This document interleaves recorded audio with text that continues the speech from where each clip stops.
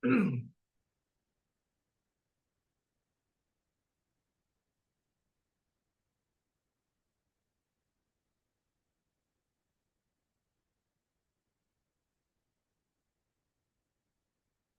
mga kababayan, ako si #WalkWithLan at ito ang puso ng politika. Ngayong gabi, bubusisihin natin ang mainit na laban para sa Senado 2025 kung saan ang likes, shares at clicks ay kasing halaga ng boto. Pero teka, bago tayo mag-umpisa, i-smash nyo na yung subscribe button at i-ring ang bell para hindi kayo mamiss sa mga ganap. 2 oras ay ilang mga minuto tayong mag-uusap ng politika. Kala ko oras eh. Drama at katotohanan, kaya maghanda kayo. Alam nyo na, dito walang filter pero puno ng laman. Kung akala nyo ang laban sa Senado ay puro boto lang, nagkakamali kayo. Sa panahon ng social media, ang tunay na arena ay nasa X, Facebook, TikTok at YouTube. Siyempre dito sa YouTube. Sino ang nagdo-dominate sa digital na mundo? Sino ang nagpapasiklab sa surveys?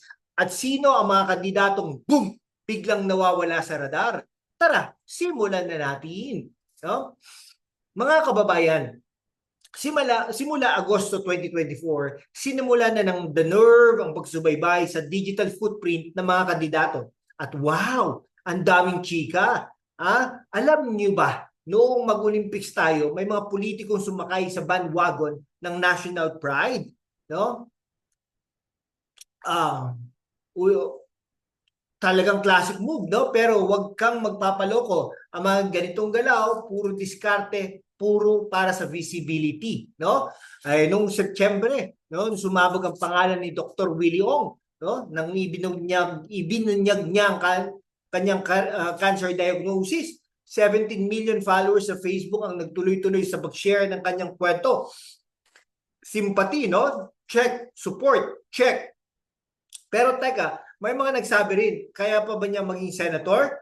Ang tanong, diskarte ba o tunay na laban? Pero nung nag-withdraw si Doc Willie, dahil sa kalusugan, nawala rin ang kanyang momentum. Sayang, pero respeto sa desisyon niya. Ay, ako talagang ngayon pag-usapan natin ang mga Duterte boys. Si Senator Bongo at Bato de la Rosa, mula Oktubre hanggang Nobyembre, hinila sila pabalik sa kontrobersiya ng drug war ni Digong. Si Bato, baksak ang online numbers niya noong November, pero si Bongo, patuloy ang kanyang media blitz mula sa mga feeding programs hanggang sa mga relief operations. Talagang kaya naman kahit may batikos, nandyan pa rin siya sa radar. No?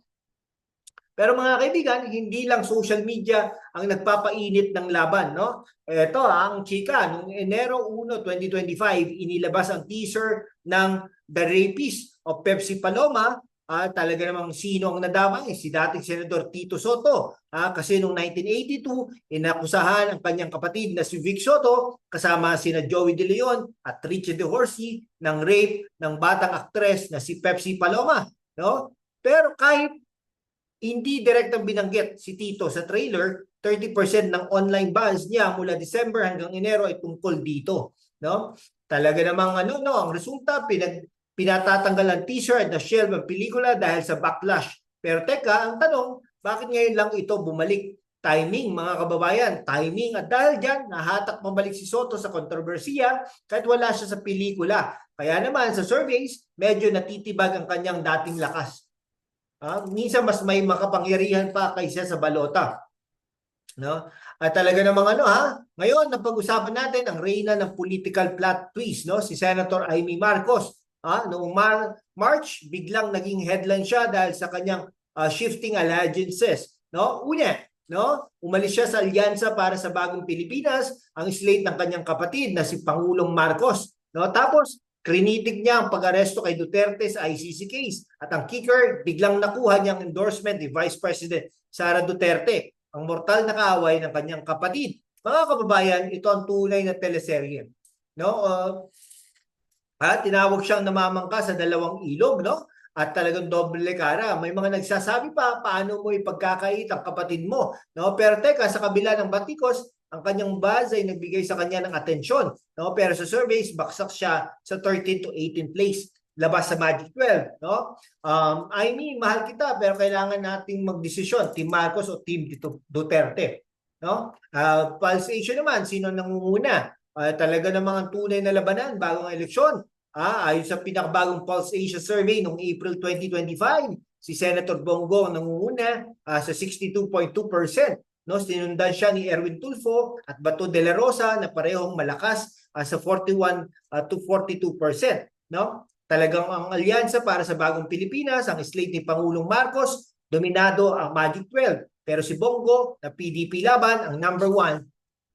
Pero ito ang sikreto, ang online buzz ay direktang konektado sa survey numbers. Si Bongo halimbawa, dahil sa kanyang media exposure, laging nasa balita. Si Bato, nung nag-defend kay Duterte, biglang tumaas ang sympathy votes. Ang buzz ay nagiging momentum at ang momentum ay nagiging boto. Pero teka, hindi lahat ng buzz ay maganda. Si Amy halimbawa, kahit mataas ang online presence, negatibo ang tono, kaya baksak sa survey. Sino ang tunay na leader? No? Mga kababayan, isang linggo na lang eleksyon na. Pero bago kayo bumoto, mag-isip tayo ha. Ang online buzz, ang survey sa mga kontrobersiya, lahat yan ay bahagi ng laro. Pero ang tanong, sino ang tunay na maglilingkod sa bayan? Si Bongo ba na laging may relief goods pero nasa anino ni Duterte? Si Erwin Tulfo ba na mataas sa surveys pero may dynasty issues? O si Amy Marcos ba na parang script na teleserye ang political moves? Ang boto natin ay hindi lang para sa 2025. Ito ay para sa kinabukasan ng ating mga anak. Kaya naman suriin natin ang track record ng mga kandidato. Ano ang nagawa nila? Ano ang plano nila? At higit sa lahat, may integridad ba sila? Huwag tayong magpapadala sa viral videos o sa mga papogi points. Matalinong boto mga kababayan. No? Kaya naman, i-subscribe nyo na ang channel natin para sa mas maraming ganitong talakayan. I-like, i-share, at i-comment kung sino ang top pick nyo sa Senado. At sa May 12, bumoto tayo na may puso at isip. Muli, ako si #Wakwidlan at ito ang puso ng politika. Magkita-kita tayo sa balota. Okay mga kababayan, maraming salamat sa inyong panonood. Huwag kalimutang i-follow kami. No? Dito, i-subscribe kami dito sa YouTube, no? Para sa latest updates sa eleksyon. At syempre, i-subscribe na yan. Hanggang sa susunod, mag-ingat kayo at maging matalino sa pagboto. Hanggang sa muli, i-subscribe na po kami. Salamat po ng marami. Mabuhay po kayo.